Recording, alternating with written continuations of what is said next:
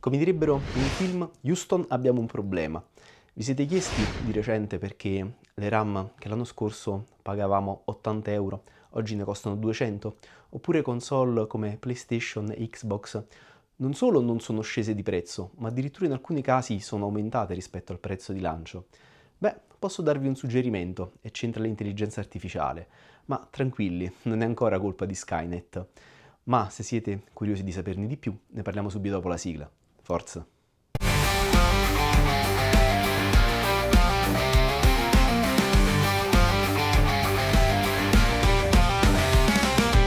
Forse avrete già visto diversi video di content creator e fra di loro ci metto anche io con questa mia riflessione. Visto che di recente io volevo assemblare per l'estate un PC da usare ovviamente per il gaming e magari per qualche montaggio video, perché si sa, nella vita io conosco bene le priorità, avevo scelto di aspettare e prendere magari qualche prodotto dopo il lancio con qualche sconto o qualche fisiologico calo di prezzo.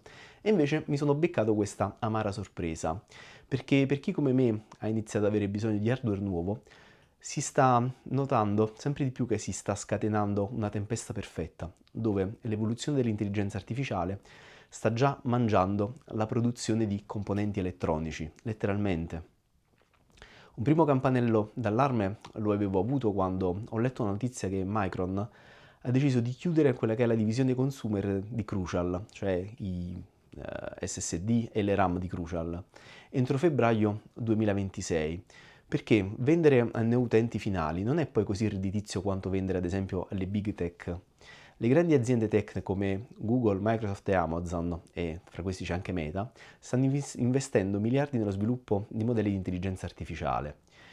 E ovviamente per farlo servono enormi quantità di memorie, storage velocissimi, infrastrutture gigantesche e così via. Quindi c'è una grandissima richiesta di componenti elettronici quali RAM, SSD e cose del genere. Ogni volta che un'azienda addestra un modello di intelligenza artificiale, utilizza un'enorme quantità di terabyte di RAM e di SSD molto veloci, quindi c'è tantissima richiesta di RAM DDR5 ed SSD di altissima fascia, di grande velocità. E questi componenti ovviamente non nascono dal nulla, ma sono gli stessi che utilizziamo noi nei nostri PC, nelle nostre console e ovviamente anche nei nostri smartphone. Ora, chi conosce ad esempio il termine shortage sa che quando c'è una domanda in forte aumento, e soprattutto esponenziale, la produzione può capitare che non faccia ad aumentare alla stessa velocità e quindi si crea un problema che spinge poi i produttori ad aumentare i prezzi. E così chi compra grandi quantità ed è disposto a pagare qualsiasi cifra, ovviamente sto intendendo le big tech, finisce poi per accaparrarsi la gran parte dell'offerta. Il mercato consumer, di quale noi facciamo parte, sul quale ovviamente il margine di guadagno è sempre stato basso, ovviamente si trova in secondo piano. Ci troviamo adesso ad avere meno scelta, prezzi che sono stabili e tendono a non scendere, o addirittura in alcuni casi ci sono prezzi in crescita. Come ha detto qualche settimana fa il Forla, il content creator di gaming, ora lì, oltre che fotterci il lavoro, ci sta fottendo anche i componenti. Ovviamente l'ha detto scherzando, però su questo c'è un po', insomma, un fondo di verità. Ci stiamo ritrovando a competere con qualcosa che è enorme rispetto a noi, le risorse delle big tech sono praticamente infinite. Ed è importante capire che ovviamente non si parla solo di PC da gaming. Questi componenti si trovano anche in smartphone, tablet, console e usano appunto gli stessi chip e le stesse memorie. Pensiamo ad esempio quando una RAM da 32 GB 6 mesi fa avevamo un'ampia scelta e prezzi bassi. Oggi invece si trovano pochi modelli, prezzi generalmente alti e ovviamente consegne lente perché spesso manca la materia prima. La stessa cosa succede anche con gli SSD NVMe. Le capacità elevate iniziano a scarseggiare, hard disk sopra i 2 TB iniziano a essere difficili da trovare. Poi, se ci mettiamo davvero a pensare che adesso l'avanzamento tecnologico e le componenti elettroniche hanno inondato ogni settore che prima risultavano marginali, come ad esempio il settore dell'automotive, magari prima in un'auto non avevamo mai pensato che ci fosse bisogno, ad esempio, di un hard disk e di una RAM. Invece con l'intelligenza artificiale anche all'interno delle auto, oppure con l'introduzione della guida autonoma, anche in quel settore c'è sempre più richiesta di componenti. Ora che cosa succede? In un futuro prossimo i produttori, ad esempio di smartphone, per mantenere i prezzi contenuti, potrebbero ritornare a riproporre i smartphone medi di gamma con 4 GB di RAM e 128 di memoria interna e io a questa cosa non ci voglio neanche pensare. E quindi che cosa posso consigliarvi in tutta questa condizione in cui io mi trovo e probabilmente vi ritrovate anche voi?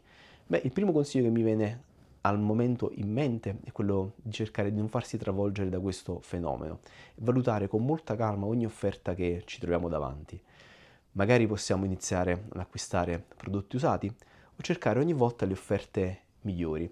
A proposito, se vi capita, ho un canale Telegram dove ogni tanto butto giù qualche offerta, anche se nella mia specialità non sono i componenti tech, ovviamente. E notare poi, diciamo, di prendere componenti prima che ci sia diciamo, un'impennata di prezzo nei prossimi mesi. In genere questa impennata viene prevista tra gennaio e febbraio, non vorrei sbagliarmi, ma si parlava di questo periodo più o meno. Poi, se si ha la disponibilità economica per farlo, conviene comprare direttamente i tagli più grossi. Magari invece di comprare RAM da 16 GB, iniziare a comprare banchi da 32, che magari durano di più nel tempo, quindi ci permettono di superare questa crisi e poi passare a altri tagli. Oppure prendere hard disk direttamente con tagli da 1 TB o 2 TB invece di 512, che può essere, diciamo, un modo per avere un computer o un device che duri un po' di più nel tempo. Un'alternativa a questo modo d'agire ovviamente è quello di aspettare che questa tempesta perfetta passi. Una volta che il picco di richiesta è stato raggiunto e le produzioni si sono adeguate per stare dietro a questa continua crescita, inevitabilmente si potrebbe finire per avere degli esuberi nei magazzini e quindi i prezzi potrebbero tornare a calare, se non addirittura essere scontati. Però ragazzi, in questo scenario non si ha una prevedibilità, non si possono fare delle stime, potrebbero essere mesi come ci potrebbero volere anni. Ma le aziende che cercano ovviamente di non andare in perdita, in questo periodo stanno cercando di produrre lo stretto necessario, per questo si orientano di più sui grandi produttori rispetto al mercato consumer, per avere contratti chiusi e sapere esattamente quanto tocca produrre. Quindi trovarsi poi ad aspettare questa tempesta passi potrebbe richiedere molto più tempo di quello che si è previsto e addirittura potrebbe risultare controproducente se si ha bisogno di determinate cose in tempi recenti. Quindi fra le due vi posso solo consigliare di valutare con molta attenzione su come muoversi. Io per il momento opterò un poco per diciamo, la seconda metodologia, cercherò di aspettare il più possibile prima di fare aggiornamenti di tipo hardware e aspetterò un pochino che i prezzi calino. In effetti giocare non è una delle mie priorità ultimamente, ma per altri servizi, posso immaginare persone che hanno bisogno di computer prestanti per lavorare, potrebbe essere decisamente un problema e si potrebbero trovare a pagare prezzi più alti. Magari per giocare potrei arrangiarmi valutando, come si dice, i servizi di abbonamenti in streaming come ad esempio GeForce Now o il Game Pass di Xbox, quindi arrangiarmi un po' in questo modo. Vi posso dire però che l'intelligenza artificiale non è da valutare come un male vero e proprio, è una tecnologia enorme che ovviamente sta cambiando il mondo e fra i tanti cambiamenti, come ogni rivoluzione, c'è un prezzo. E questo prezzo in questo momento lo stiamo pagando silenziosamente noi con la scarsità di prodotti tecnologici e con prezzi che invece di scendere possono tendere ad aumentare. Comunque, voi avete avuto già delle difficoltà a trovare i componenti che vi servivano?